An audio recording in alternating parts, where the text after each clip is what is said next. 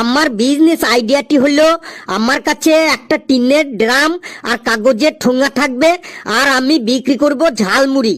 আমি প্রতিদিন 500 ঠোঙা ঝালমুড়ি বিক্রি করার টার্গেট রাখবো। মার্কেটে মুড়ি 50 টাকা কিলো। আমার একদিনের জন্য 10 কিলো মুড়ি চাই।